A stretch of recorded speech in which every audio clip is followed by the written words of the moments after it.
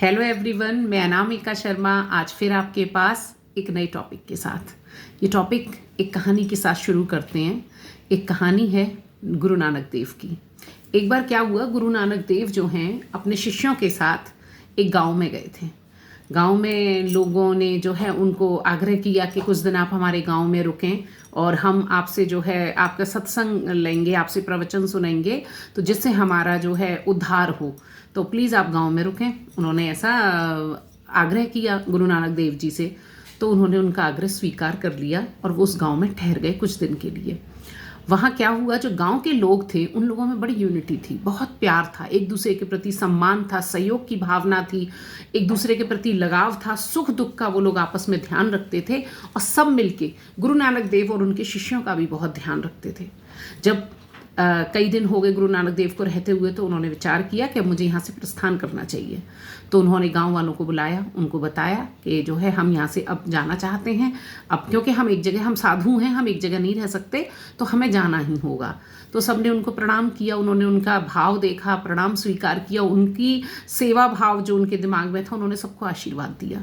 उन्होंने उनको आशीर्वाद दिया कि आप लोग इस गाँव को छोड़ दो, भगवान ऐसा करे कि आप यहाँ से बिखर जाओ और अलग अलग जाके रहो।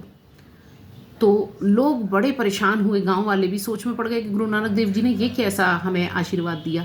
शिष्यों के दिमाग में तो बड़ी दुविधा उत्पन्न हो गई कि इन लोगों ने इतना हमें सम्मान दिया, इतना हमारा आदर सत्कार किया, हमारा ध्यान रखा, और गुरुदेव को क्या हो गया कि चलते चलते गुरु जी ने ऐसा बोला कि आप लोग यहाँ से बिखर जाओ, चारों तरफ फैल जाओ।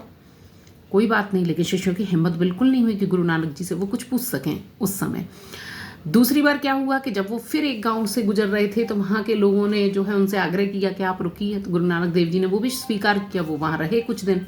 जब वो वहाँ रहे तो वहाँ के लोगों में थोड़ी लड़ाई झगड़े रहते थे, एक दूसरे के प्रति कटु भाव रखते थे। वो लोग नानक जी का सब ध्यान रखते थे, उनके शिष्यों का सब ध्यान रखते थे, लेकिन एक आता था तो दूसरे की कुछ कह जाता था, दूसरा आता था तीसरे की कुछ कह जाता था। यूनिटी नहीं थी, प्रेम नहीं था, सद्भावना नहीं थी।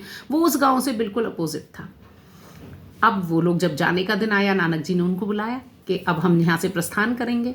तो उन्होंने सबको मैंने प्रणाम किया और अब दोबारा आने का आग्रह किया। तो उन्होंने उनको आशीर्वाद दिया कि आपके साथ प्रभु ऐसा करें कि आप लोग हमेशा यहीं फलें फूलें और यहीं इकट्ठा होके रहें, आप लोगों को कहीं यहाँ से जाने की ज़रूरत ना पड़े। बड़ा अजीब सा आशीर्वाद लगा कि खूब फले फूलें, खूब आपको सुख सुविधा मिले, आप लोग यहीं एकत्रित रहें, यहीं जो है एक साथ रहें, संगठित रहें, आप बाहर ना जाएं। अब की बार शिष्यों को जो है बिल्कुल ये बात हजम नहीं हुई, समझ में ही नहीं आया कि नानक जी ने ऐसा क्यों किया। क्योंकि शिष्य थे, उन्हें सीखना कुछ ना कुछ बनता था, तो उनके दिमाग में आया कि गुरु जी से नहीं पूछेंगे तो किससे पूछेंगे।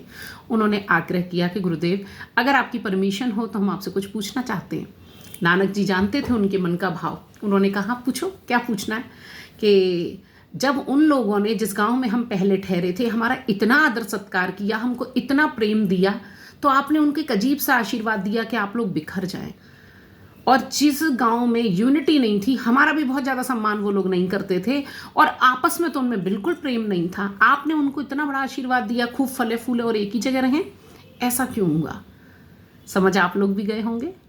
गुरु नानक जी ने तब अपने शिष्यों को समझाया कि देखो, जिस प्रकार एक मछली तालाब को गंदा करती है ना, उसी प्रकार एक सच्चरित्र आदमी, एक गुणी व्यक्ति पूरे समाज को बदलने की अपने अंदर हिम्मत रखता है, हौसला रखता है।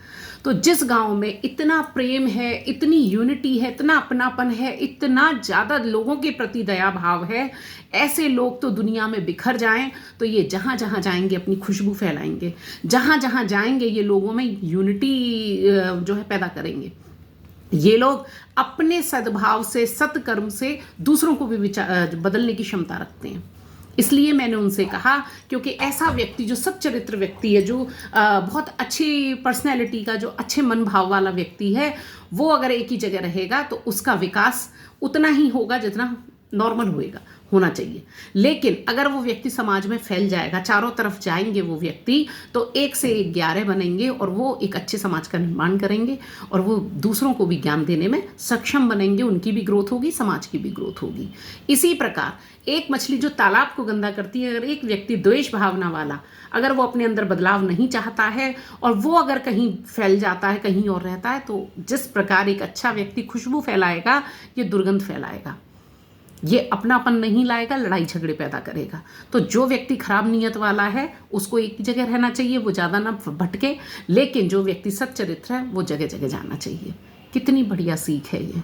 इससे हमें ये सीखने को मिलता है कि हम ये मुहावरा तो जानते हैं कि एक मछली तालाब को गंदा कर सकती है, क्या हम इस मुहावरे को इस तरीके से बोलें पॉजिटिव कि एक अच्छा व्यक्ति पूरे समाज को भी बदल सकता है? तो वो अच्छा व्यक्ति पहले हम बने। तो ये जो भाव है, ये जो विचार है, ये जो कहानी है, ये हमें शिक्षा देती है कि अगर एक व्यक्ति हम अपने आप में बदलाव लाएं, अपने अंदर पॉजिटिविटी रखें, लोगों के प्रति प्रेम रखें, दया रखें, तो हम बहुत कुछ कर सकते हैं। बूंद बूंद से सागर बनता है, बूंद बूंद से गागर भरती है। तो कभी ये ना सोचें हम अकेले कर क्या सकते हैं। कई बार विचार आता है, मेरे भी मन में आता है कि मुझे कुछ करना चाहिए, मैं उठूं, मैं समाज के लिए कुछ करूं, परिवार के लिए कुछ करूं, लोगों के लिए कुछ करूं। तो मन में आता है मैं अकेली क्या बदल लूंगी ना। लेकिन एक व्यक्ति ही अगर बांधना शुरू कर दे चीज़ों को, तो कहते हैं ना, एक थोड़ी सी सुई होती है फूलों को पिरोती जाती है। तो हमें वो एक व्यक्ति सबसे पहले खुद को बनाना है। जब हम बनेंगे तो हम दूसरा अपने जैसा तैयार करेंगे और 1 से 11 होंगे। तो ये विचार, ये कहानी हमें पॉजिटिविटी देती है कि हमें कभी भी अकेलेपन से नहीं डरना है कि हम अकेले हैं, हम क्या बदल लेंगे, हम पूरे हैं, अपने आप में संपूर्ण हैं कुछ भी बदलने के लिए। दूसरा हमें इससे शिक्षा मिलती है कि कभी भी परिस्थिति, अगर आपको किसी व्यक्ति के जीवन में इतना उतार चढ़ाव आते हैं, आज वो यहाँ रह रहा है, कल वो वहाँ रह रहा है, तो कभी उसे घबराना नहीं चाहिए। पता नहीं प्रभु ने उसके साथ क्या लिखा है, पता नहीं वो लोगों के लिए क्या करने वाला है, इसलिए उसका स्थान परिवर्तन हो रहा है। तो ये बड़ी कहानी जो है सीख देने के लिए उत्तम लगती है मुझे। बहुत कहानी दिल को छू जाती है। कभी भी आप इसे ध्यान से सुनेंगे तो मन में एक पॉजिटिविटी आएगी कि हम समाज में बदलाव अकेले भी ला सकते हैं। अगली बार एक नई कहानी के साथ। आज के लिए इतना ही। नमस्कार।